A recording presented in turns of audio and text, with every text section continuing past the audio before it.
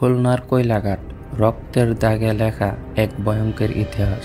এই ইতিহাসের কুখ্যাত খলনায়ক এরশাদ শিকদার, যার হাতে খুন হয়েছে বহু নিরীহ মানুষ। তার রাঙ্গামাটি নামের টর্চার সেলে চলত অকথ্য নির্যাতন। লাশ ভাসিয়ে দেওয়া হতো নদীতে। তাই নৃশংসতার আরেক নাম এরশাদ শিকদার। জালকাঠি থেকে খুলনায় এসে একসময় কুলির সহকারী ছিল এরশাদ। অবৈধ অস্ত্র আর ক্ষমতার জোরে খুব তাড়াতাড়ি সে অপরাধ জগতে জায়গা করে নেয়। কয়লাঘাটের দখল নিয়ে সে তৈরি করে নিজের এক নিজস্ব সাম্রাজ্য।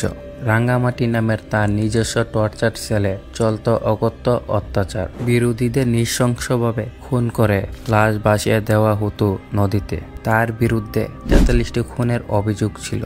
তার নৃশংসতার প্রধান কারণ ছিল ক্ষমতা ধরে রাখা আর প্রতিপক্ষকে ভয় দেখানো। এরশাদ শিকদার তার শিকারদের প্রথমে অপহরণ করত, পরে রাঙ্গামাটি নামক সেলে চলত নির্যাতন। কখনো গুলি করে, কখনো কুপিয়ে, আবার কখনো জীবন্ত কবর দিয়ে হত্যা করত। লাশ গুম করার জন্য ব্যবহার করত নদী। একের পর এক খুনের অভিযোগে পুলিশের নজরে আসে এরশাদ। পরে 1999 সালে গ্রেফতার হয় এরশাদ শিকদার। তার বিরুদ্ধে 43টি খুনের অভিযোগে আদালত তার ফাঁসির আদেশ দেয় এবং 2004 সালে খুলনা জেলা কারাগারে তার ফাঁসি কার্যকর করা হয়।